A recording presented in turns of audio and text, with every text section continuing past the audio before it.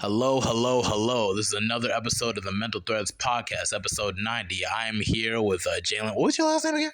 So, my official name is Brandon Whitehurst. Oh, okay. Most cats don't call me Brandon, they call me Whitehurst or they call me B. My podcast name is Jalen Santoy. Oh. Most people on GroupMe or social media know me as Jalen Santoy.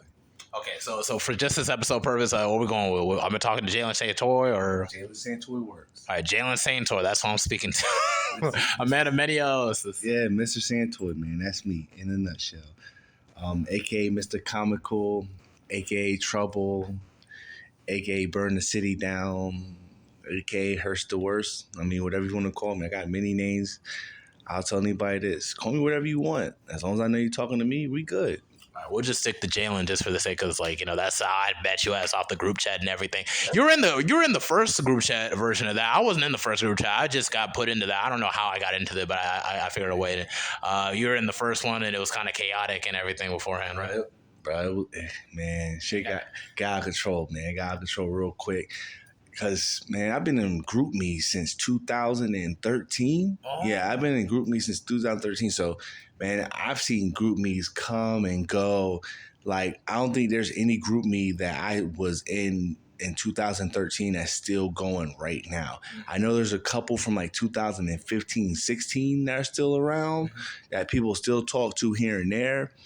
Like the What's Going on Charlotte app been around since 2015. That's still like... Still popping? Yeah, it's still popping. It's still popping. Yeah, it's still popping. I made that one too, because I'm trying to get myself out there myself again. It's like I just left college, so I'm mostly like have roots like in Durham than I have like in Charlotte. Bull City. Yeah, so gotta love Bull City. Bull City. Gotta love Bull City. I swear it made me, because like I went to that was like where I went to an HBCU. So when I went to an HBCU, that really just changed. Yeah, Central University. That's where I got my first degree at. Oh, really? So you're an alumni too? That's your alma mater too? Man, nah. I went there from 07 to 09. Ended up copping a little associates, whatever. I do some community college or whatever, and then I ended up going to UNC Charlotte. And the only reason I went to UNC Charlotte because I wanted to pledge, and I got accepted at Chapel Hill, but the frat I wanted to pledge was banned. They were off the yard at Chapel Hill, and I was like, man, I'm not about to sit around for this. I heard they were on the yard at UNC Charlotte, so I was like, yo, fuck it. A degree is a degree. I'll make it work. So what fraternity did you even end up linking with? Did you end up linking with one in the end or just whatever? Yeah, Kappa Alpha Psi. Oh, Kappa Alpha Psi. That's the red one, right? The red one? Okay, yeah. No, I'm still trying to get familiar with a lot of it. Because I know at NCC I wanted to join up with the Sigmas or maybe the Alphas. I feel like I give off more of a Sigma type energy. I can see that. Yeah, so it's just I had links too, but it's just I just didn't have the time to make it. I was trying to stay on top of my classes. So I'm thinking maybe grad school, maybe. Go grad school, man. Yeah, I feel like grad school might be more in my alley. It's never too late. If you really want to do it, it's never too late. Because shit, I had to wait, 3 years to do it? Yeah, I had to wait 3 years to do it. Okay, well, that's cool. I feel like I'll be more in my element once I reach grad school anyway, because I gotta take some time off and everything, get a lot of my stuff situated here in Charlotte before I bounce to DC, because that's the plan to go to Howard for grad school. Howard, that's gonna be a good wave. You'll like DC. DC for me, honestly, is kind of it's a bougie Houston. You know what I mean? Really? Dog. Every time I go to DC, because matter of fact, I literally came back from DC 2 weeks ago, because I literally flew back in from Aruba on a Monday night, and literally Monday night drove up to DC, got there 7 o'clock in the morning, was there for a week or whatever, and then came back to Charlotte and just chilled out. But DC is it's mad cool. It's a melting pot. And the thing for me, nightlife is crazy out there, bro. I was just driving through where it'd be ain't no ugly bitches out there, bro. You don't fuck with DC nightlife? Nah, I fuck with DC life. I fuck with DC nightlife heavy. Don't get me wrong, man. But DC brunch is different. Brunch? DC brunch is fucking different. The brunch parties. Okay, that's what you're up for. Okay. Brunch? Man, shit. Them joints be bad as hell. Oh, my goodness, yo. You go to brunch and it'd be it's like a club. It's like being at the club during the day. You eat good. If you go to the right spot, get bombless mimosas. It's 3 o'clock in the afternoon, you mad wavy, and you done been around all these bad joints. You chilling, it's a good ass vibe, and you still like, damn, I still got the whole rest of the day to do whatever. Like, you can link up in the same day too. Yes, listen. You be at brunch, like, yo, what you get into later? Oh, we going to this spot right here. I bet. Oh, you going to stadium? Oh, cool. I mean, we meet you there late night. Oh, you going here? All right, cool. We meet you later. Oh, you on U Street? All right, cool. Wherever you at, we here. And you already lit. Now, mind you, if at my age, I'll fuck around, go home. If I ain't got no joint to go home to or whatever, or link up with, I'm going back to the hotel, grab me a nap. I mean, and then I'll go out that night because that all day drinking, I ain't built for that, man. I ain't in college no more. When I was younger, I could day drink whatever and just go all day long. Just get some food here and there, get some on my stomach and keep drinking. Now, man, I be needing a motherfucking nap. My kidney, my liver is just set up different. I don't know what it is, but it's just, I guess, because my grandfather's in Africa, he was like the village drunk in a sense. He was a great hunter too, but it's like something about alcohol just didn't sit with him right. So I guess I just carried that genome, so I just can't get drunk, man. It's just, I'll get drunk like over top of the way I get drunk takes a little bit longer. I got that Wolverine type liver type shit going for me. So it's just like, You need to be a turtle. I need to be a turtle. You need to be a turtle. Can I apply to be a turtle? Yeah, you can. I can put you in touch with the right people. Okay, that a term for something else, or like a biological animal like turtle, like it's a fraternity. Oh, fraternity. Okay, that's the one. Oh, okay. I was wondering what the you were talking about. You know Ali? Ali from bartender from Central. Yeah, the Greensboro, the bartender, the drunken bartender. I wasn't in Greensboro. I was in Durham most of the time. He's in the group chat. Ali's a turtle. Shan's a turtle. There's a couple turtles I could link you up with. If you a drinker, you want to be a turtle. I ain't like a drinker, like first, but when I'm put in that position where I'm a drinker, like it's just like it ain't crazy for me. I guess I just know how to manage it well. Because some people be going like over the top with the whole bottle. You got listen. Yeah, I learned this shit the hard way. When I first started drinking, I never forget this. The very first time I ever drank was when I was 15 years old. And I was supposed, I remember I was supposed to start my job. I had just came to Charlotte, like maybe a couple months before. I just moved from Philly, from Charlotte. And I was supposed to start a job at this Dunkin' Donuts, right? Because you come to Charlotte, I'm like, yo, I need some fucking bread. You know what I mean? Like, I got to get some, you know what I mean? Like, places is far, especially when you got to get on the bus and shit. And I'm like, I was like, when I came down here, I'm like, yo, this whole transit shit is trash. So, like, I really got to fucking be on your P's and Q's. Yes. You really gotta find a way to get around without really getting this transit system is fucking trash. This is bullshit.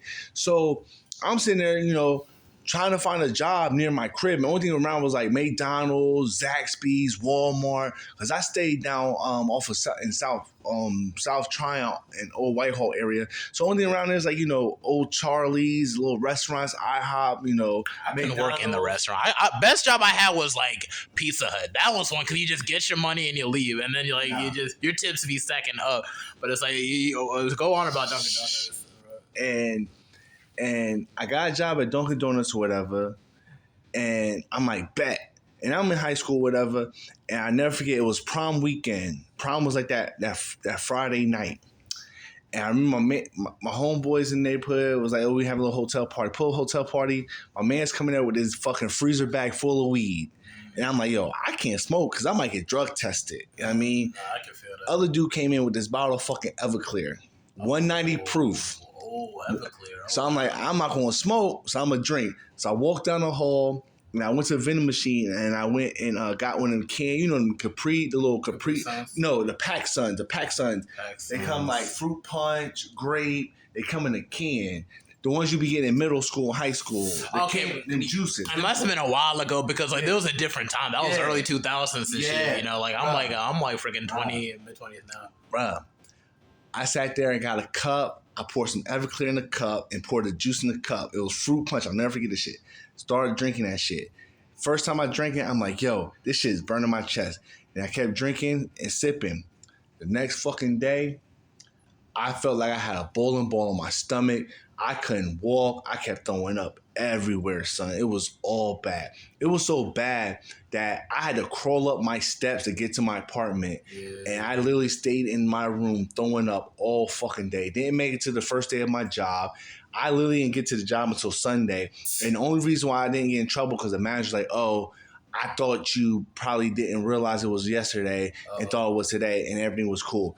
But after that day, after that day, I didn't touch liquor until my 21st birthday, and that was the day after the Jay-Z, Young Jeezy, and Trey Songz concert in Greensboro. You're a real one for real. Now, ladies and gentlemen, for y'all not understanding what Everclear is, this nigga literally started on Hall of Fame mode in his drinking career.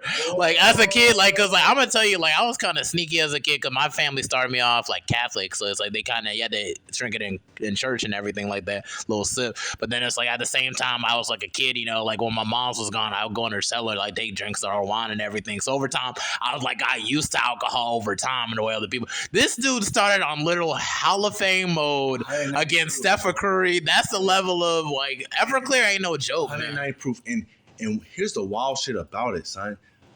My family owns a vineyard in PA. So like I started drinking wine when I was like maybe like 7, 8 years old.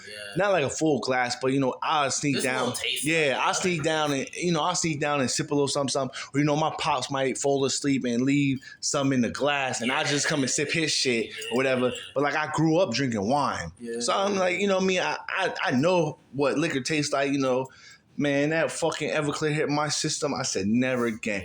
And then it was wild because I would smell liquor and get sick to my stomach. Yeah, because it's that PTSD. It's just bring you back. Like your brain is trying to remind you. Do you remember what happened the last fucking time? We barely made it out. Like you see, like nigga, you realize what happened last time? Do you want to go through that shit again? And then when after that Monday after the Jay-Z Young Jeezy concert, I was living downtown Charlotte off 7th Street, and I went to the ABC store right there down the street from the Best Buy, and I got a bottle of Everclear and I got a bottle of Patron, and I used to be like, yo, I'm on the Birds and the Bees this weekend. And I was drinking. That's all I drank until I started going to UNC Charlotte. And once I got to UNC Charlotte, I switched to brown. And I started drinking motherfucking E&J XO. I know, don't fucking judge me, but niggas didn't have bread like that. So I was on E&J. I didn't drink regular E&J. I drank E&J XO. You know what I mean? And then I started fucking with the Christian Brothers. And I didn't really drink like that because I think that year afterwards, I started pledging and shit. And, when you pledging, you need all the fucking money you can get. You ain't got time to spend money on alcohol. No, them frats. I know they're expensive. That's all I'm saying. It's just like, cause the way I was managing my money in college was bullshit, dude. I don't even know like how I even made it this far with me. Cause I know like my that shit's gonna be like I want to be in a spot where it's like at least I have money to cover a lot of this shit, or I have like I'm in a place where I can do whatever. You know what I'm saying? Cause you want to make your frat look good. You want to be like a good part addition to the frat. You're a part of it. You're a face to it now. So that's just kind of how I saw it. Like I had connects, but at the same time, I had to get myself together too. Sure. Like always get yourself. And it's expensive because you gotta imagine like you 23 years old, and I think when I was pledging, I was working part time at the Wells Fargo across the street from UNC Charlotte near the McDonald's. I wasn't making mad bread like that. I think I was pulling in maybe like $700 every 2 weeks. That's cool. And I was staying U Village, and my rent was like $500. So it's like shit. I got like $300 to work with. That's like groceries, my phone bill. You know what I mean, gas in my whip. That money goes by quick. So I'm penny pinching. So I was like, yo, either you gonna save your money or you gonna be buying liquor. You can't buy liquor. You know what I mean? I gotta come up with $1,300 to get a cashier's check to pay for this shit. So, you can still have fun regardless. You don't need a frat to like have an existence. Because like college, all that independence, bro. I went to HBCU, the Fried Chicken Wednesdays. 80% of the populace is damn woman. They ain't nobody fighting over bitches. It was just a good vibe. I love HBCU. Like I swear, like at this stage of my life, just because of like how good NCCU was to me, because I struggled in the PWIs. My mom was African, so she thought if I just went to PWIs, I'll get educated like the white kids and stuff. And it was always a struggle, bro. I'm telling you, like double standards, racism. It was something wild, bro. UNC Charlotte to me, man, is like it's black motherfuckers is taking over because I remember one year, I think this was like 2012 or 13. our fucking homecoming king and queen were black. Mm-hmm. Our student body president was black. Like all the leaders in the school were all black. Like it was blacked out. Because y'all were on a mission. Yeah. That's the thing. When you're on a mission and you come from a place where you're trying to really change your situation, like you're gonna be motivated to do something. So that's why college, like that's why a lot of African Americans, like we shine in college. When I tell you I was bullshit CD student for freaking middle school, high school, and then freaking when I went to an HBCU straight A honor roll, never off it. Freaking, I even interviewed the dean of my business school. Like I was even put on the dean advisory board. I was picked out of the whole damn business school to be a part of it. College, I think college is just where you really mold yourself into who you want to be as a person, as a professional, and it's going to take you into a direction for your life. Now, mind you, here and there, it's a learning lesson. You may deviate from the path that you think you're going to take, but when you think about the stem of who you are as a person and what you've learned in life, a lot of that stuff happens in college. I mean, you learn about women, you learn about heartbreak, you learn about, you should learn about, taking care of money, credit, being responsible, working hard, networking, key things that you're going to take with you for the rest of your life and build upon. You're really going to learn in college. And college is the place where you make mistakes, Fuck around, get your refund check, and you blow $2,000 in 3 months. No, seriously. Not realizing that, hell, if I was where I'm at now in life and I got a check for $2,000, I'm not sitting there going to blow it. I'm throwing $1,000 of that into my investment accounts, $500 into a savings account, and the rest I'm gonna pocket and maybe pay a little bill or something. Yeah. Or seriously, well, that refund, that's good money to get out of. You could really invest in a side hustle too. One of the main things I was pissing myself at, I really could have taken some bread out to invest into like a photography camera and start a photography business. Just right out that job, because people love to take pictures now. That's you could, graduation student. Killer. Yeah, you could make a smooth grand just like in 2 days from that, literally. Birthday pictures. People be throwing homecoming pictures. Maybe they want to get together with their friends, stuff like that. You can even do music videos too. You can do so much with a camera, bro. Dude, I went to CP with community college with this dude, Marquise Herman, for like 2 months. Me and him are still tight. We've been tight since 2010. So we've been tight for almost 12 years now. No, he owns CLT 704. He just opened up his photography studio last year. Yeah. So he likes the person that's taking the pictures at most of the big parties here in Charlotte, like at Recess, 1501. You be at Fahrenheit and stuff like that. He's at Fahrenheit. He's at Monarch Room off of Graham Street. So like he's really been on his shit. He does like solo photos, birthday photos, grad photos. Like he literally started as a side hustle while he was working his full-time job, and he just started scaling up and getting bigger and bigger. And one day he was like, yo, fuck it. Fuck this job. I'm going to take what I have as a side hustle and turn it into my livelihood. And that's what he did. Yeah, you'd be surprised what side hustles you turn into your livelihood. And Trey Rhodes is like the master of side hustles. When I tell you, bro, he started like, when he told me he was just a travel agent, I'm like, okay, this is going to be a travel agent episode. Then he went on to say he does this, he does that. He be renting cars and stuff, bro. So let me tell you about this motherfucker Trey Rhodes. And Trey, if you listen to this shit, fuck you. So I got my real estate license. In 2000 and when I get deployed, when I go to Army in 16. Yeah, I enlisted in the Army in 16, fall 16, October 2016. I got my real estate license April 2016. Whatever, joined the Army, whatever. Came back to like civilization and got back in the real estate grinding. Meet this motherfucker Trey Rhodes. He's a realtor too. Me and this motherfucker Trey become cool. He's a grinder. I'm a grinder. He about money. I'm about money. So one day, I'm like, it was random. I'm like, yo, we were sitting there just talking, shooting the shit. And he was like, yeah, man, I'm in the vending machine business. I said, where? He said, yeah, I'm spanning out. I'm trying to get, some vending machines places. And he's like, yo, ask your brother if I can put one in his barbershop. Because my older brother owns a barbershop here in Charlotte or whatever. And I'm like, I'm going to ask him. And I'm like, man, and he left the crib. I'm like, yo, this motherfucker hustling for real. I need to get on my shit. So I grinded, whatever. I'm like, fuck it. I got me an Airbnb. So then I'm like, yo, fuck it. I'm gonna get me an Airbnb.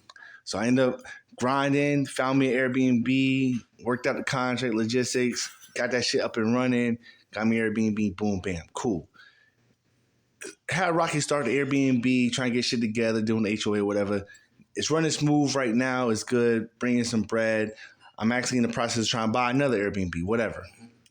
So then, this is what, we in July now? Something was like last November, December. Motherfucker Trey come over to my crib and work from home. He come over, he does his usual, smoking, and I'm sipping, smoking a cigar while I'm working, whatever. And he's like, yeah, bruh. I then fucked around and started Turo. I'm like, word? He said, yeah, man, I'm about to do this Turo thing, man. I already got a car. And I'm like, damn, you hustling for real. He said, yeah, man. And I got my travel agent license. I said, ain't this some shit? So then I'm like, man, fuck it. I'm about to get my agent license too. So like, gotta have friends that motivate you, man. Yeah, like honestly, like when I talk to Trey's like literally like the definition of fuck all the excuses, get this money one way or the other. And really it's like, all right, cool. Like I see you doing your thing, like him, my boy Ev, you know what I mean, grinding, you know what I mean? They're not going to just sit there and just work a 9 to 5. They're going to get out there and make money because they have a bigger picture. There's more they want in life. Mm-hmm. You know what I mean?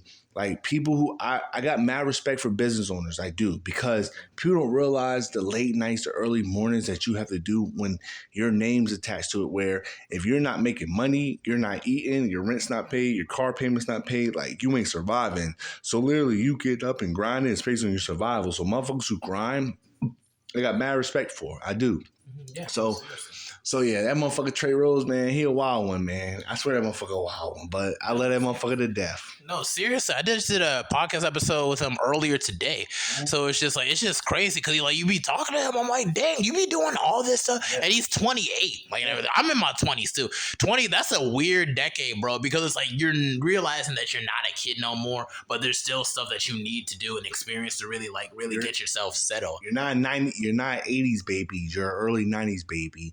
And you are a couple years out of college, you're at the point where, I'm going to be an older adult. Like, I got to start making rules. I got to start establishing myself. I got to really, create a foundation. After college, shit's still rocky. You're still trying to figure shit out. No, do what you're going to do, all that other stuff. And then as you get older, time goes on, you're like, I got to get a foundation to find out what I really want to do. And that's really the hard part about being an adult. Figuring it all out, and you ain't gonna always have everything figured out, but you gotta have some kind of direction on where you're trying to go, what you're trying to accomplish, and have a game plan on how you're gonna get that shit, because you don't want to be 40 and 50 and you like dang, I could have been like that. That's one of my biggest fears and anything. 40, 50, that's when it's just really that's your times where it's just that's gonna be the new 30 is 40. That's where shit's really get real. But I feel like your 20s, man, if you're not the type to really get something going for you, it could be anything. Photography, podcasts, you could be doing it in the real estate. Have some kind of goals for yourself to reach, because that drive will flip on the other aspects of your life too. Really go to the gym. That's another thing I'm trying to get in my life too. It's just that pain that you feel in the gym, that stuff, that's real life stuff, bro. It's just to really get through whatever situation you're in, whether if it's might be emotional, situational, whatever. The gym can really help reprocess your mind to really build a strong foundation for yourself mentally, spiritually, all that. So it's just you can't be the type of person in your 20s especially, bro, to be lacking, bro, because it's just this is not the time to slack. When you're in your 20s, you got so much shit going on. It is. You just got legal ways to drink, you know what I mean? You're away from your family, you can do what the fuck you want to do if you're in college, or, you can just, you really don't think you got a responsibility. But like you said, when it comes to tackling the gym, you gotta focus on the 3 pillars of health. Yeah. In my opinion, 3 pillars of health: mental health, physical health, and financial health. Mm-hmm. Keep all 3 of those sides of the pillar healthy, and you'll be good. You know what I mean? There ain't no point in you having a bunch of fucking money and you're mentally depressed and you're not really happy in life. Mm-hmm. There's no point in being happy in life and you ain't got no money to do anything. Yeah. You know what I mean? Like, it's all fine and then you happy and go lucky and shit, but if you spend 90% of your time working, trying to pay your bills and living paycheck to paycheck, that shit sucks. Not really. Ain't no point in being the most physical person that's in shape, Usain Bolt, benching 300, 400 pounds, but you ain't got no money to really enjoy going to a beach in another country where you can show off your body. I mean, so there has to be a balance where you can keep those three pillars in check and make sure you focus on being the best you can be in all three of those sets of the pillar or parts of the pillar, however you want to look at it. But those are three things that are big in life: mental health, physical health, and financial health. Yeah, and I'm a firm believer. It's like wherever you're at in life, you can't just be stuck in the same place, bro. You cannot be stuck in the same. That's one thing about me. That's when I look back at my past and where I'm at right now, like I'm never gonna be in the same place, like ever. It's just like, you can't be 30 or close to 30 living with your moms and stuff like that, playing video games. Playing video games is cool. I like me a video game, but if that's all you doing, bro, and you gotta get yourself together, man. Listen, man. Gotta get it together. I'm gonna tell you some real shit, and I'm not gonna say who he is, but I have a best friend who I've known since the first time I ever came to Charlotte. Okay. From the time I came to Charlotte until maybe a year ago, I think for like 15 years, I think from time we were 16 until about 29, he worked for Rite Aid as a fucking cashier. No supervisor position, no manager position. And I always told him, like, bro, like, you've been working for fucking Rite Aid forever in a fucking day. My God, I done had 10 different fucking jobs. Mind you, it was me scaling up because I worked from working at Carowinds, bullshit jobs, to working at like Wells Fargo, Vanguard, investment companies and shit like that. But I was like, yo, don't you want something more than being a cashier at fucking Rite Aid? Hanging out with these little young high school kids you don't even make 20 grand a fucking year, B. You know what I mean? That's bananas. And you still stay with your fucking mom at 29? And he finally got another job, but he just left his mom's crib, I think, last year. And the only reason he left his mom's crib is because he got his girlfriend pregnant and they moved in together. Only reason why I left his mom's crib, but it's not the best transition, man, because it's like you got to mature just a little bit before you get that. But it's like, I don't know your man's like that, but, it's just like, but hey. But any video game that came out, he would have it. When the PlayStation 5 came out, he had it. When the PlayStation 4 came out, he had it. Xbox One came out, he had it. When the new God of War came out, he had it. I fuck with God of War, but I still ain't beat the game yet, because as soon as I get stuck, I'm like, fuck this shit. Yo, they're supposed to come out with a movie and a new God of War next spring. Oh, a movie too? I didn't think a movie was coming out. It's supposed to come out with a movie. It's been rumored, it hasn't been official, but it's supposed to come out with a movie. And it's supposed to come out with a new video game next spring, which is all rumors. I'm excited as fuck for it because I'm always down for God of War. Oh, no, deadass. But, you know what I mean? We'll see. Where I'm at, bro, it's just tough to get into video games. And I know, like, he literally has a whole stack of video games. I'm seeing them right now. But, dude, it's like, it is so tough for me to get back into it. My brother has the PlayStation 4 in his room. We're supposed to be sharing this stuff. But honestly, he could keep it because, dude, I never have time. As soon as I put up the Netflix and the Amazon stick, I'm good. Yeah. Like, it's just I just got into Police Academy the other day. I'm like, I ain't never seen this movie forever. It's like, you never seen Police Academy? Until the other day. And I thought that shit was funny. The shit is funny as hell. So let me tell you something wild. So this past December, this past Christmas, right? You know how everybody wanted the PlayStation 5, right? I mean, I don't really care for it much anymore because it's just, they don't make no difference to me. Right. So my man's is a sneaker plug. I gotta go and shout him out. Rush Sneaker 704, my boy Los. He has bots and shit where he be getting sneakers and all that, and he does his reselling thing. He does his thing. All my sneakers I have, all my J's I have, he pretty much gets them all for me. But when the PlayStation 5 was hot, he had bots getting the PlayStation 5 for him, right? Mm-hmm. So I was like, everybody in my whole squad got the PlayStation 5. And I'm just bullshitting around. I'm like, yo, I don't really think I need that shit. But if I'm like, yo, fuck it, everybody else got it. I don't want to be the only one not being able to, stay at the crib and play it. I'm like, fuck, I got the money for it. I ain't going to miss $600-$700, whatever. I get the PlayStation 5, and he hits me, and he's like, yo, if you want the PlayStation 5, I can get it for you. You just got to come to Winston and pick it up. Because I'm going to Winston to GameStop to pick it up. They got the little bundle. Mm-hmm. It was like the PlayStation 5, a gift card. You got 2 free games on the PlayStation Network, an extra controller, all this shit. I think the total was like $700. Yeah. My boy Ev's girl, Rena, I knew this motherfucker's been trying to get a PlayStation 5 for fucking ever. Mm. His girl, Rena, hits me up in my DM or whatever, and she's like, hey, I see you posted, the PlayStation 5 links to get it, on Walmart and GameStop, but nobody was hitting. Everybody was missing. And I'm like, yeah, I'm trying to get one myself. He said, and she was like, yo, I really want to get Ev one for Christmas. If you come across one, let me know, right?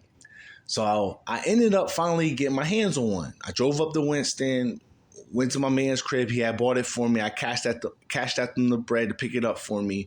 So I got this PlayStation 5 in my trunk, ready. Then I'm sitting there thinking like, damn, I got fucking all these PlayStation 4 games. Some of them you ain't even beat yet. Haven't even fucking started, haven't opened, the One Piece joints, the Final Fantasies, the Call of Duties over there, and it's bugged out because I still got a tote in my closet with like another 30 games in there that I really didn't play like that. I'd be like, yo, this game looks good, I'm gonna buy it. I bring it to the crib and I fuck around and, get lab fix or a little joint hit me like, hey, I'm coming over to chill with you. Yeah. Now I'm like, yo, fuck this video game. Life happens. Like, dude, let me just say, it be like that, bro. Bro, if you got a car, insurance, you got to renew the tag. It's like the responsibilities in your life just keep stacking. And like you be in a fantasy road for like a while, be like 10 minutes and like, fuck, where's my birth certificate at? Like, it's just be like, you fall out of sync with it because it's just like, I don't know. Or one of my LBs might hit me up like, yo, we going to stadium tonight. We at Red 28 tonight. You know what I mean? Or, my boys down in Atlanta, I'm like, hey, come out Atlanta this weekend or come over to DC. And I'm like, well, fuck it. Game never gets played. So I'm driving back to Charlotte and I'm like, yo, I really don't need this PlayStation 5 like that. You really don't. So I was like, you know what? I'm going to be a good motherfucking friend. So I call him. I say, yo, Ev, I got this PlayStation 5 in my trunk right now. Do you want it? He said, hell yeah, I want that shit. I'm like, I bet. Cash at me $720 and I'll take it to your crib. And I think at this time, him and his girl were in New York. Yeah, him and Reno he surprised her and took her to New York City and shit. And I got the code to his crib and shit. So I was like, all right, I'm going to drop it off at your crib. I'm going to put it on your pool table. I'm putting your pool table with the receipts and everything. Just cash at me $720. Motherfucker text me like 3 days later, my nigga, I appreciate you. I say, yeah, fuck you, whatever. Enjoy that shit. But I know he's going to be able to enjoy it more than I would because I wouldn't play it. Yeah, I mean, gamers really make time for that stuff. And I would say I'm kind of a gamer too. I like how it is, but it's like, it's hard, bro. There's 24 hours in a day. It's hard for me to even step out of my line just to even like do a podcast episode. And that's not even including watching anime. Yeah, no, anime is pretty cool too and everything. You gonna fuck with the Dragon Ball superhero shit that's coming in August, right? So, all right. So here's my thing with Dragon Ball. That's all right. Dragon Ball for me is like One Piece. I grew up with that shit. Yeah. I've seen every One Piece episode that's ever came out. I watched every movie. I've read every fucking manga that's released in One Piece. Every single fucking one since I was 12 years old. Sorry. Never missed an episode. Never missed a manga release. Same thing with Dragon Ball Z. I watched Dragon Ball Super and I watched every episode of Dragon Ball Super. But like I just kind of got not fucking with it. I just got uninterested with it. You know what the thing is? It's because you're used to that 90s aesthetic. Because like you had blood, you had like real life situations and stuff. Like remember when the raccoon kicked Gohan's head and he like broke his neck and shit, and you're watching that shit like, oh fuck, now my nigga getting kicked in the head. And one night, and then his father comes and give him a sensu beat and like, oh, for relief. Yeah. You know, it's like you be even on a high point, but now it's just like the stakes are pretty shitty too. But at the same time, it feels like it's kind of playful. Like how they write like like Goku and shit, they make him like he's like a child and whatnot. The Cell Saga? The Cell Saga? That's your favorite saga? That's it? You fuck with the Cell Saga too? What? Yo, the Cell Saga was my shit. And I think the Cell Saga was so lit because the prep it took for them to fight Cell, the training, Gohan finally fucking growing some nuts and stop being a little bitch because he was a little bitch. I don't think Gohan was not a bitch. For in the beginning he was, but dude was holding it down on the Frieza saga, bro. You gotta admit, dude, even when he knew he could lose, bro, he was fighting niggas, bro. Gohan was a bitch. I wouldn't think Gohan's a bitch. I mean, he would come across kind of bitchy, but he's not a bitch when you really think about it. Think about it for like this is better. Imagine you a kid and shit. You watching your dad's friends die in front of you. You going into space and shit. You fighting space monsters. You've been trained by the best fucking fighting universe, and you grow up softer than a fucking tampon. That's a problem. He didn't grow nuts until the fucking Cell Saga. Cell Saga, he leveled up, became a man, and fucked Cell up. That's my favorite saga. My next favorite saga I fuck with the Frieza saga. You really fuck with the Boo saga and everything? I fuck with the Boo saga. I fuck with the Boo saga on the fusion. Yeah, the fusion. But this Frieza saga I fuck with because it's just like, bro, like when I tell you, bro, because there was always a fight, bro. That was like, you had the Ginyu Force, you had the Doria Zarbon, you had Frieza. The niggas was fucking wild as shit. Them motherfucking Cirque du Soleil motherfuckers. They were a threat, bro. That was crazy, bro. And it was so crazy because like this is like the one thing I love about Dragon Ball Z because it's like, you know, in contrast to Dragon Ball was just some comedy stuff. Like they were doing a little martial arts, but like the stakes were crazy, bro. Like you have like freaking aliens coming from the sky, blowing shit up and whatnot. But the transition felt right. You know what I'm saying? So it's just like the story with it and everything of that nature. It was just always something to get invested in. So let me ask you this. Gotcha.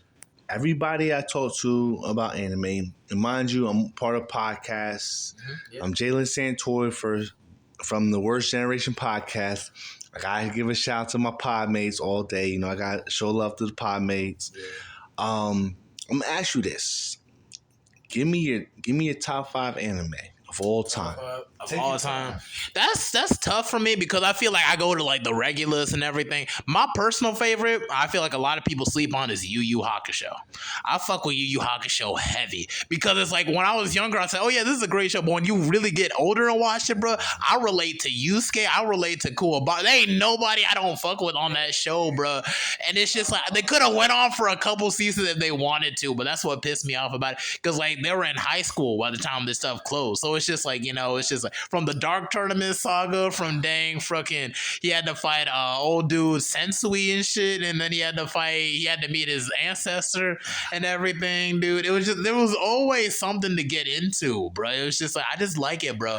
I feel that's one of the people, that's the ones I'd be recommending too. Like if you want to get an anime, because Yusuke was like, he come from like, you know, this home, no father in the household, you know, basically all the teachers looking down on. What kind of black kid wouldn't relate to that to a certain degree? You know what I'm saying? You know, but honestly, I'm gonna tell you though. Yeah.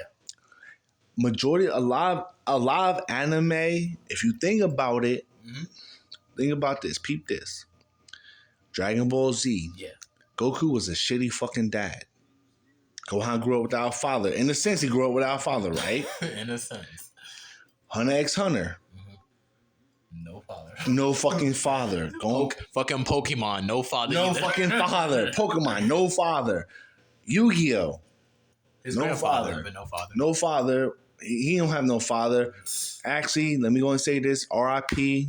to my man who created Yu-Gi-Oh. He passed away last week. H60. What was his name? I forget what his name was. I don't even know, man, but I can't remember the time because I've been drinking that brown, but shout out to him. Definitely shout out to him. Because Yu-Gi-Oh! Was definitely a great show. People are making hella bread from the cards too, bro. Like I think the highest, it's like at 100,000s, I think now, bro. I still have my whole Pokemon card collection and my fucking Yu-Gi-Oh! Collection. I got mint condition, holographic, first edition Charizard. That should go for $2,000 on eBay.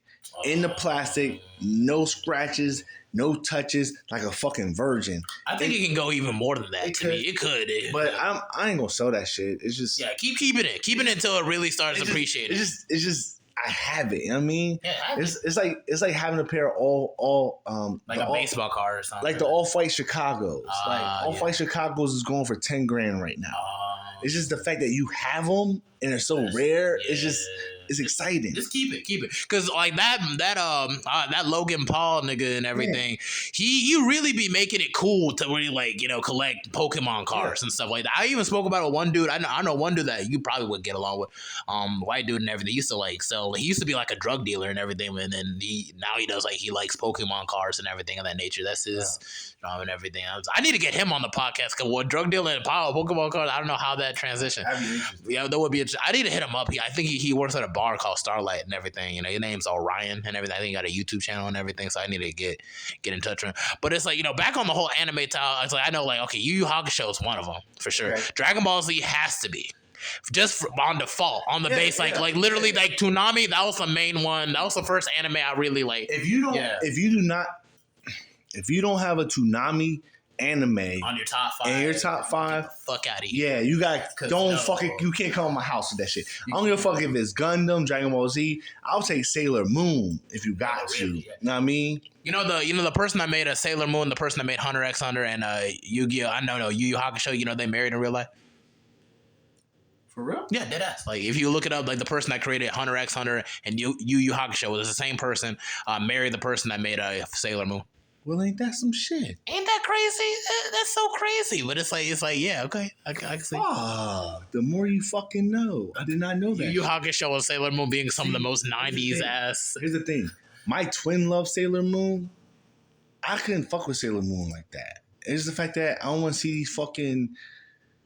these sparkly joints fighting motherfuckers. Like it just, oh my gosh, tuxedo mask.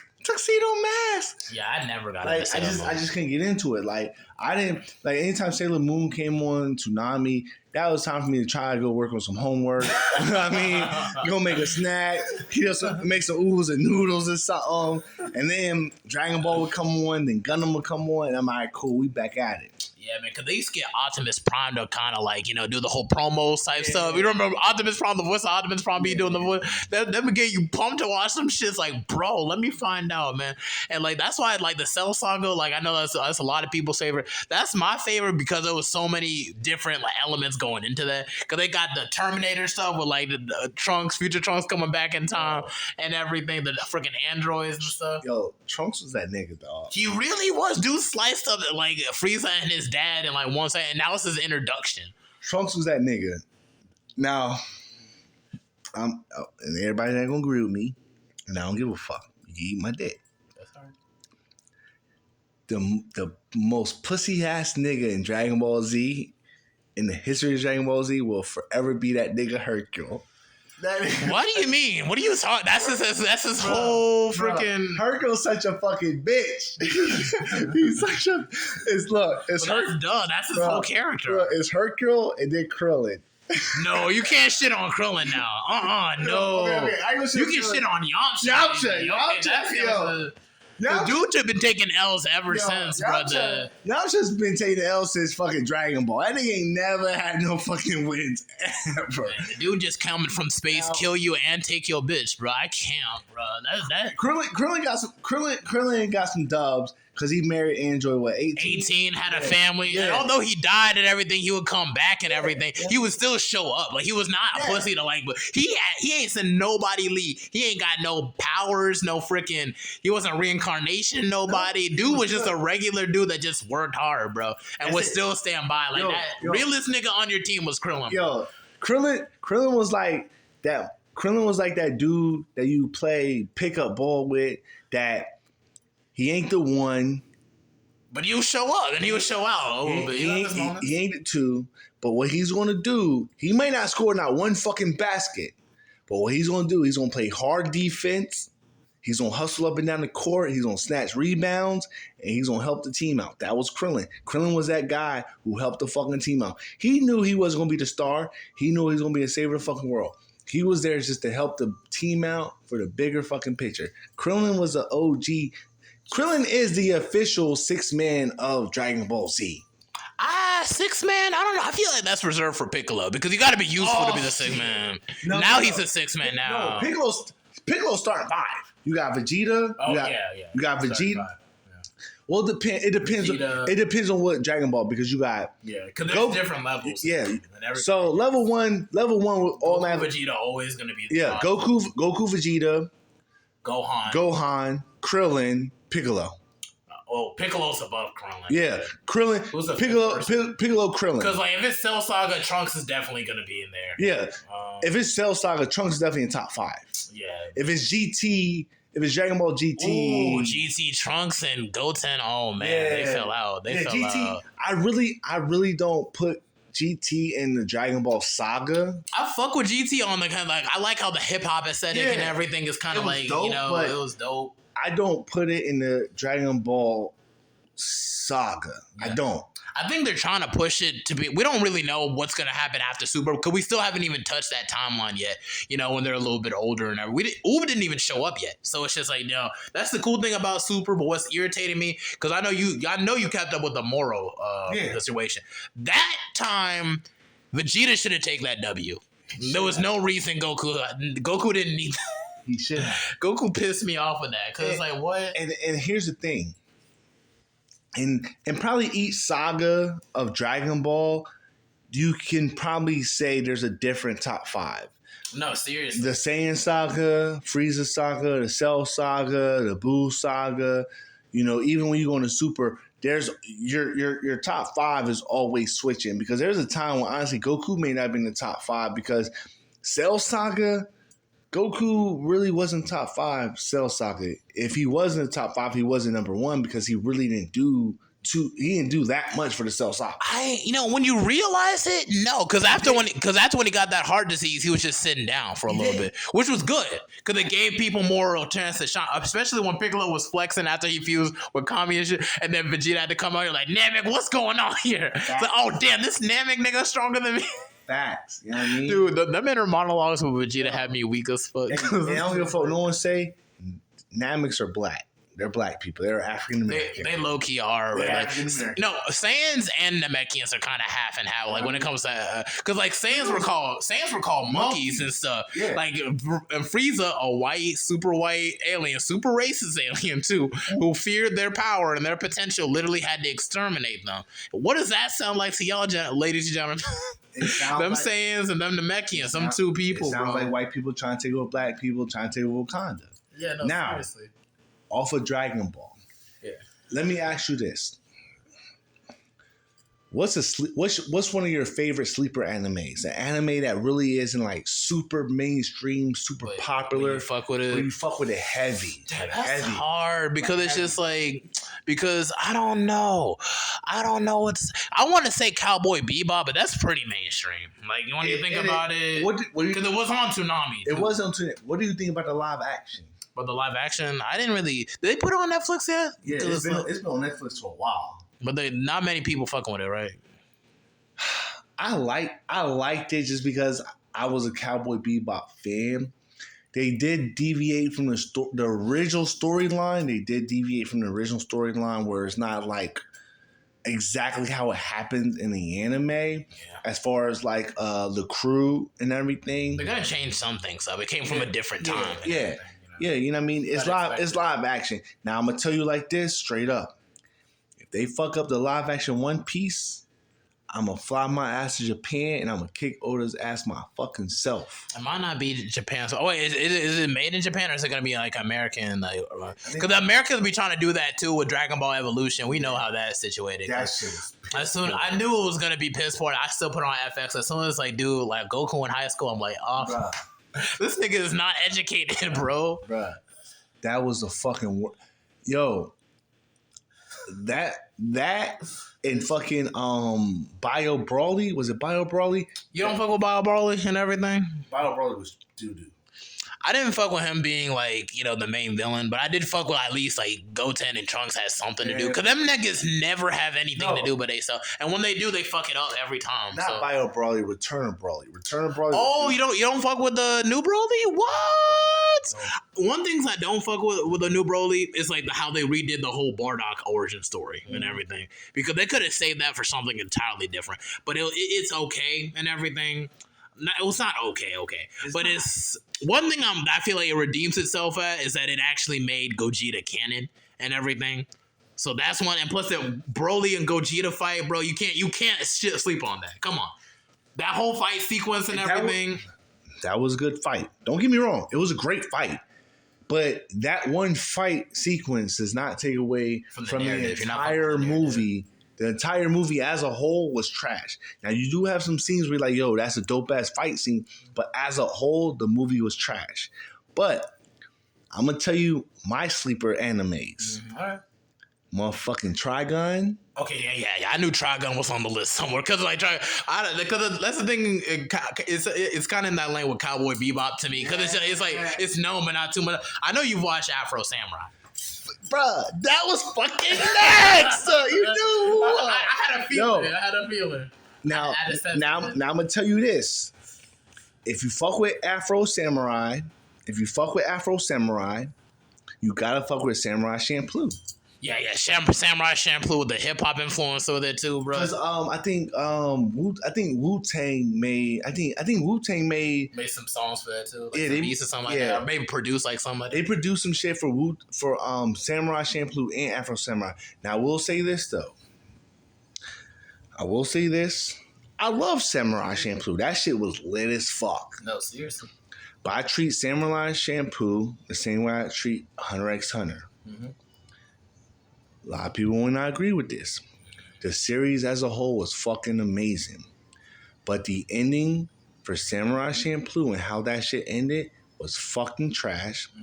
They could have done so much more with the series. I would say just enjoy it for what it is. Because I had that same feeling about Yu Yu Hakusho to this end. Because that last one where it's just like, I was okay with Yusuke even losing and everything again. Yeah. But at the same time, it was just like, it kind of just felt like, they rushed the last season and everything. It just didn't feel, I wanted to see Yukina Kuwabara have some kids. Because I have ice apparition and like freaking like spiritual, manifestation powers and shit. That would have been nasty in the kid. And then, I wanted to see, Yusuke kind of grow up. Maybe, him probably get a job with himself. Maybe start his own dojo, like Genkai, maybe. Maybe Genkai makes him, fight, set up his own dojo. I would have liked to see. There was more directions to go. They just said, fuck it. Let's just end the show here. And I just didn't like it, Another sleeper that I like, too, is Initial D. Initial D. Explain what happens in Initial D. Initial D is pretty much a anime about fucking drifting, racing, got cars involved. That's because I'm a car head. Now, let me ask you this question. I think I posted this on my Twitter. Also, you can follow me on Twitter, Instagram. It's Mr_comical5. That's KOMIKAL 5. I mean, shameless plug, but not really. Let me ask you this question. I posted on my Twitter last week or week before that. Mm-hmm. At your age right now, right? Mm-hmm. You got 4 choices of anime that you're going to watch from episode 1 to the very last episode or the current episode. Mm-hmm. No skipping, no fast forwarding. Which one do you choose? Your options are this. Naruto. Yeah, Naruto's always going to be on the list because that's in my top 5 too. You got to either watch Naruto. Definitely. Dragon Ball Z. Definitely. One Piece. Definitely. Still going to this day. Exactly. And I'm R.I.P. to anybody who didn't live to see the last episode. Listen. I gotta live to see the last fucking episode. I got to. Damn, what's the other fucking long ass anime? It's slipping my mind. Was it 3 or 4? It was Naruto, One Piece. Yeah, I can't think of the 4th one. It's Naruto, Dragon Ball Z, One Piece.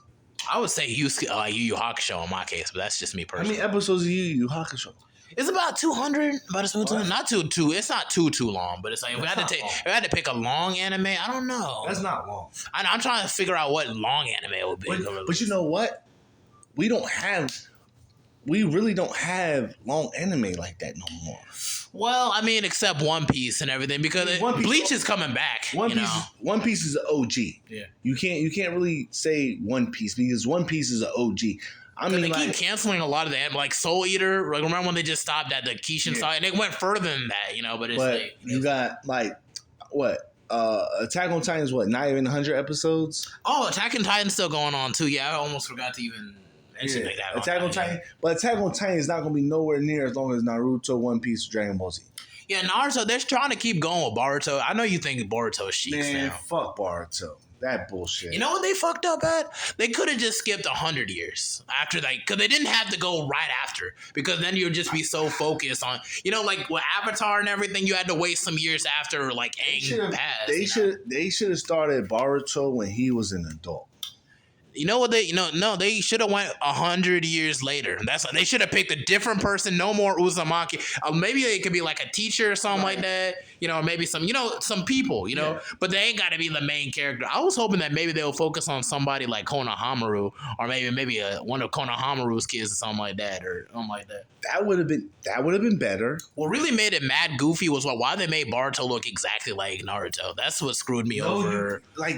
There's no uniqueness to it at all. Yeah, I was thinking like Naruto's kid was gonna look mostly Hyuga-like. I was thinking like maybe you had the same spiky hair, but like more like Neji's kind of like. I wanted to see something like that. You know what I'm saying? You're like Boruto pissed me fuck off. Basically, Naruto with a Jerry curl. I'm like, what?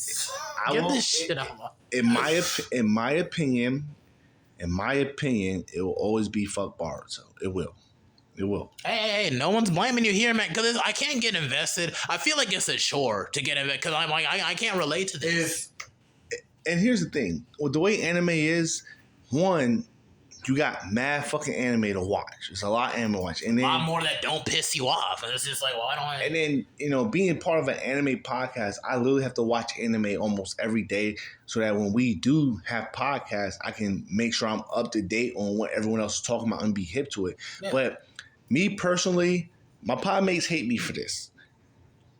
I do not fuck with JoJo's Bizarre. I don't. I fucking hate that show. I watch that shit and it's like I need a dictionary just to figure out what the fuck they're talking about. I do not like that show at all. I do not. I tried to get into it at the beginning and everything. I thought it was a cool narrative, but I can't take it past like the first season and everything. If I can't get into any show after the 5, especially with anime, if I can't get into the show after like the first 5 episodes, I'm not going to watch it. I'm not. You got 5 episodes. If you can't get me after 5 episodes, I'm not watching it. I'm not. I refuse. And it's just like, well, Boruto's case, the one thing it's just, there's so many things I can go off of. One, why didn't Naruto become a Jonin before becoming Hokage? Like, that shit was corny already. 2, it's just, what's with the haircut? Why'd he cut his hair? They could have changed the voice. They didn't. He don't need to be that. He can go to Hokage because he's established his fucking self. I know. He is the shit. He was already been the shit, but be the shit with brains. Like being Hokage, like you gotta run certain stuff, which he does. I know it's cool. He don't need that, but it's like, bro, I wanted to see him have his own 3-man squad like Kakashi and everything. I was looking forward to that. Didn't get that. This motherfucker, R.I.P. to Kobe, he hit the 70 points in one game on these motherfuckers. He don't need the MVP stats. He don't need the Rookie of the Year. He got his championship rings. There was so many opportunities. I wanted to see what his pupil was going to be, which one was going to be the evil pupil, which one was going to be the good pupil. You don't need to do all that. There was just more dimensions I wanted to see. And then now we have none of that. You know what I'm saying? But peep this, though. Yeah. How many more episodes would you have to add to Naruto to give you all of that? We don't have to add that. So that's the thing about skipping into the future. Yeah. You give people more time to look back. Like think about all the stuff that happened before Naruto was even born. And it was still there was more there to touch on in the future. You know what I'm saying? And here's the thing too, honestly, they can actually do a backstory on Naruto's father. Yeah, that's what I'm saying. They could have went back and see how Jiraiya kind of grew up a little bit more. They could have seen a little bit. I want to see more out of the 3rd Hokage because those Warren States, that was a different vibe too, bro. Who's 3rd Hokage? The old nigga. Old nigga. Who what's name killed? Yeah, Orochimaru killed. Yeah, Orochimaru killed that nigga. Yeah, dude, he's part of the Sarutobi clan. His father was Sasuke Sarutobi, the same one that they named Sasuke Uchiha after, bro. That's what I'm saying. Like, bro, that would have been that actually would have been a good. That would have been fire. But it's that's so many opportunities. Them Sarutobi clan, back in the Morin States, the Makamichi clan, how life was how really seeing them establish a a village would have been cool, bro. Like this whole Boruto thing, that's okay, but it's like, you know, no one gives a damn. They could have skipped a good 100 years, bro. Like in the future, or went back. They didn't have to follow it right after, because then it was just gonna be people constantly being like disappointed, because it was just like, why is this nigga like Naruto still being like voiced by like a white girl now? It's like dude's like 35, sounding like somebody auntie. Like, you know, I'm not even trying to shit on nothing, but it's like, dude, come on now, like we get it. You do have a great point. I can definitely see the vision. Like, do a story 100 years back or 100 years into the future, so at least it gives more time to build more characters, more antagonists, more something. Build the world. I mean, like, you know, occasional flashbacks to fill in the voids of different things. Here's a couple ideas I was thinking about too. Like, you know, since like, you know, Naruto was like so super strong and everything like that, and how a lot of these other countries aren't trusting him too, that could have been like a footnote for like people 100 years from now could, like, you know, look back at. I would have seen like, maybe it's like, you know, since Orochimaru had his whole sound like clown and everything, I was basically like a bunch of misfits who didn't fit in, so he gave them like augmentations to make them like more stronger shinobi. What if they did like how like in My Hero Academia and stuff, and they found like a shinobi that has found some forbidden jutsu that can give people powers and stuff, hidden Kekai Genkai, and then people trying to flock to his vision and try to take over the world, put it into one giant shinobi government and everything, you know what I'm saying? You know what I'm saying? Like, really challenges their way of life, bro. It's just like, really, it'll be a contest of like which way of life works better. Right there. That's already something I'll jump. That's at least 300 episodes. And it would be something worth watching compared to now they're trying to hit 300. Are you entertained yet? Yeah, I mean, Boruto? I would actually be entertained if they would have held off on Boruto, put more information and more time since in the Naruto, as far as where the clans originate from, what happened with the third Hokage, his father, how they grew up. Yeah. And here's the thing too. A lot of people look at that like, oh, that's filler. That's filler. But sometimes you really gotta look at the past events to get what's going on in the future, especially with anime. How did we get here? That's why Legend of Korra had so much stuff to work with, because then you had Yakone who could do the blood bending out of like the air, and then he tried to sell it to his kids and everything. So it was stuff that happened in the past, connecting the past Avatar, and now it's affecting the current Avatar and stuff like that. You had Tarlok and everything, like her uncle and everything. They had beef in the past and everything. It looks like he was conspiring against the brother. Now it became like a whole Water Tribe civil war. Then you had the third ones, the here and everything. They were trying to get the whole Red Lotus thing in together. They tried to kidnap her as a kid, but they didn't even succeed. Now they're trying it again.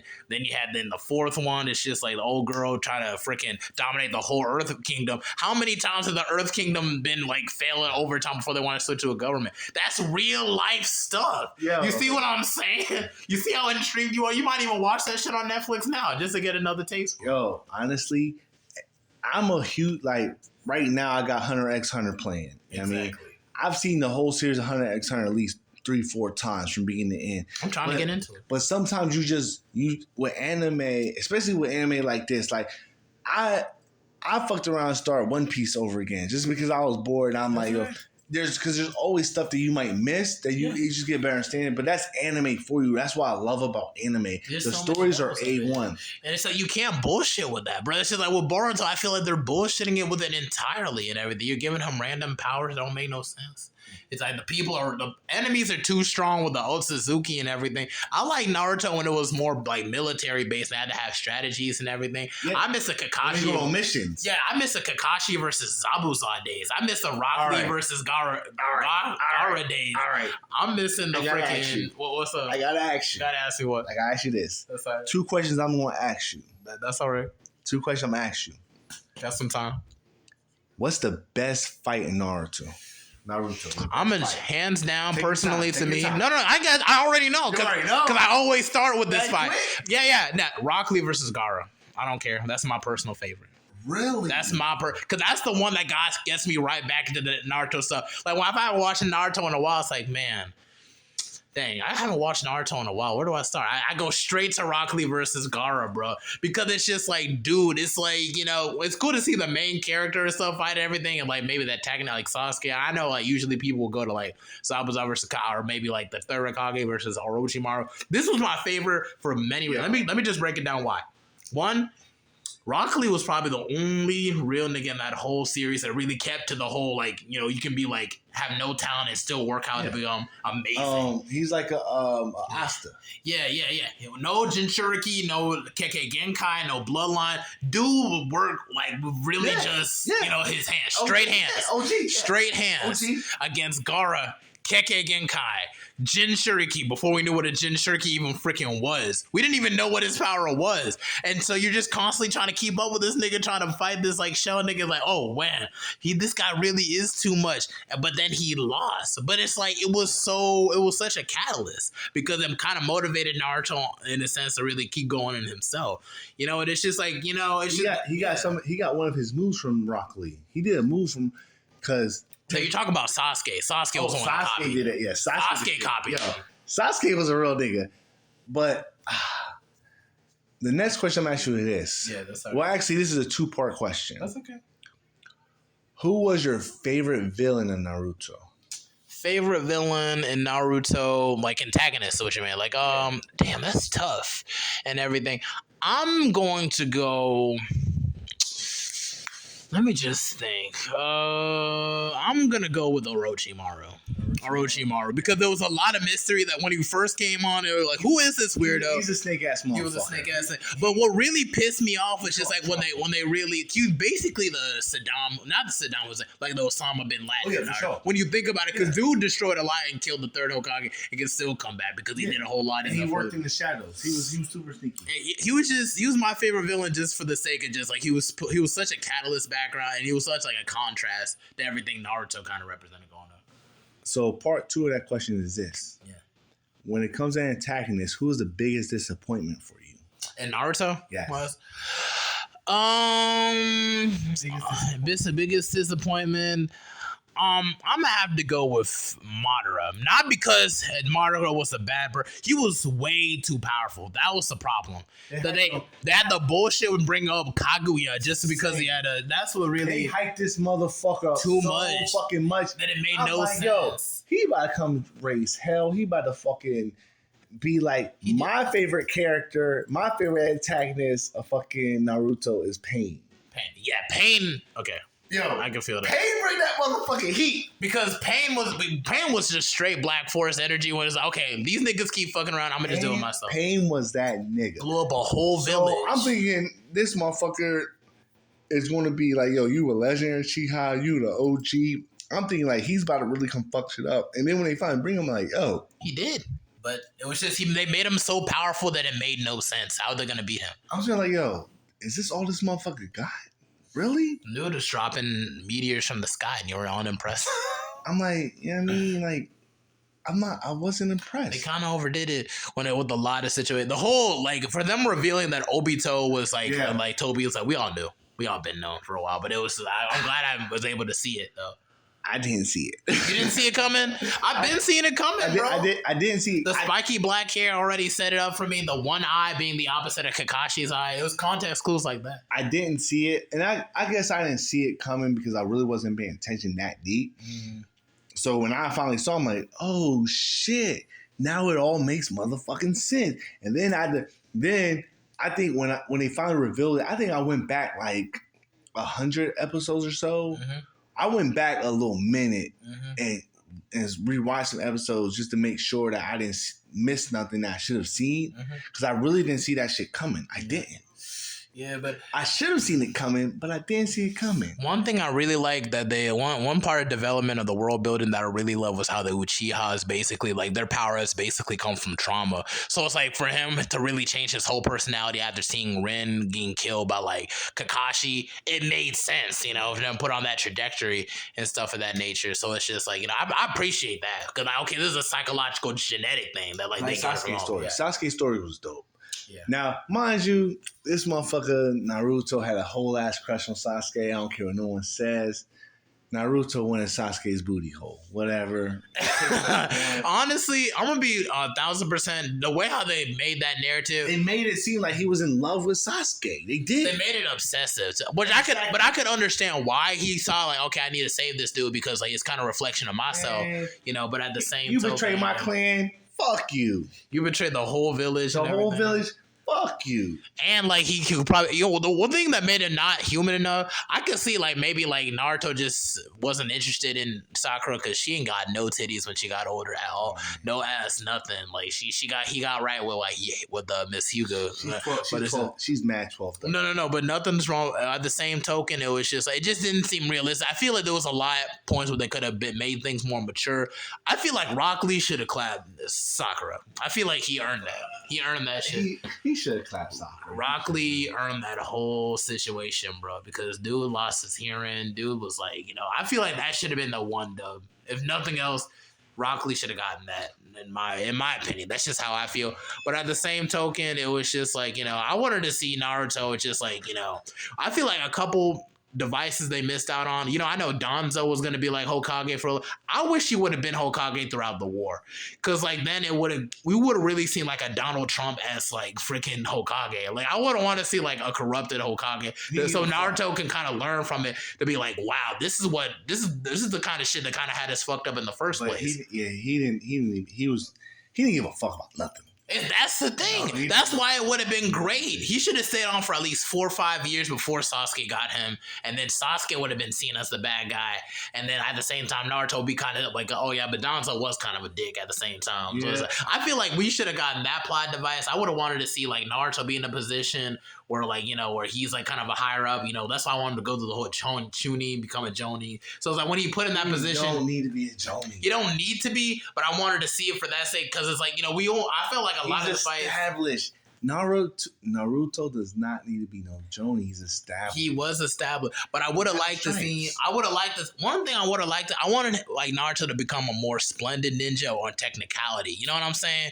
Like it was cool, but once he started using Rasengan's like all the time and Shadow Clone Jutsu, I wanted this nigga to use like Dragon Flame Bombs, like Jiraiya, or maybe like do whatever the third Hokage was doing. Learning different techniques. You know what I'm saying? Yeah. Really become a well-rounded, because Kakashi was using lightning, earth, summoning, all types of stuff. That's why I wanted Naruto to grow in that lane, in that same lane. You know what I mean? So it's just like, I should have asked you this earlier. Let me ask you this. Cause we've been stuck on this Naruto shit for a while. I know. And we already went past the hour mark, so it's just like we need to like wrap this up. Hour 10 minutes. So it's been a while. It's okay. I got another interview at 9:30, so it's like we got to kind of wrap this up for like 5 minutes. All right, cool. I gotta ask you this question because I asked this shit earlier in my anime chat. Yeah. In anime, for you, what was the saddest moment in anime for you? Saddest moment in anime? I'm gonna have to go with I want to say Jiraiya's death. Jiraiya's death. Yeah, we have to go with Jiraiya's death. I fuck with that heavy because that shit was sad. That's my number 2. My number 1 is when Ace died in Marineford. Yeah, because you're a One Piece. I'm a One Piece fan. I'm a One Piece fan. I can feel. Plus, he had his whole life ahead of him, so it's just like. And Luffy was so fucking heartbroken. But when Pervy Sage died, I said, no, not Pervy Sage. And the thing about it, it's like it's hard to measure with like Dragon Ball Z's sad moment because like they keep bringing them niggas back. Yeah, you're not worried. So it's just like they ain't worried. With Dragon Ball Z, you don't really get. If anybody has a sad moment in Dragon Ball Z or heartbroken, they're fucking dumb because all these motherfuckers come back. Anyway. But like Pervy Sage dying, fucking Ace dying. Like, there's so many, like, sad-ass fucking moments. And fucking Gundam and, what's my man's name who died? The rich motherfucker, when he died in space, like, there's some sad-ass moments in fucking And they know how to build them sad moments. Let me ask you a question in the Naruto verse. If you had to choose a clan to be a part of, what would your clan you be a part of? Leaf Clan. No, that's like a village. What's your clan? It was a Maki clan or Uchiha clan? Yeah, I had a feeling you were going to say Uchiha. I love it. I would either go with Sarutobi or Shimura clans and everything, just for the technique basis. Because it's just like I think for me, the Uchiha clan, man, I'm so tongue twisted.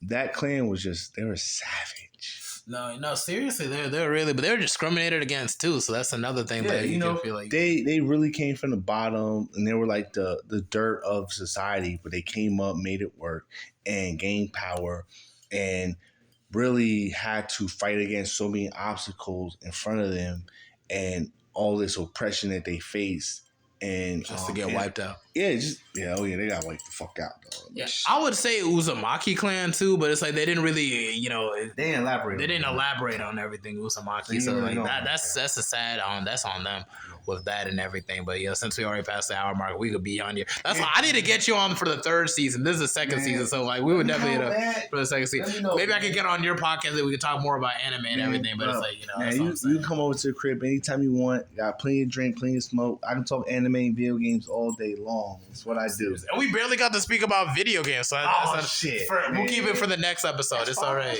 It's okay. I'm gonna come back to you after like I reach 150. So it's like that's fine. I'll be here. I'm always with it and everything. But that's it for the Mental Threads podcast, episode 90 and everything. I'm talking to my man over here, Jalen Santoy. That's how it is again. Jalen Santoy. Just want to make sure I'm saying it right. Jalen Santoy. You got any last words for anybody else out there before we go off? Nah, that's all. Y'all be good. Follow me on Instagram, Mr._KOMIKAL5. I definitely will follow you the fuck back. All right, cool. Most of that's it from the Mental Threads podcast, episode 90. We sewing in, now we sewing out.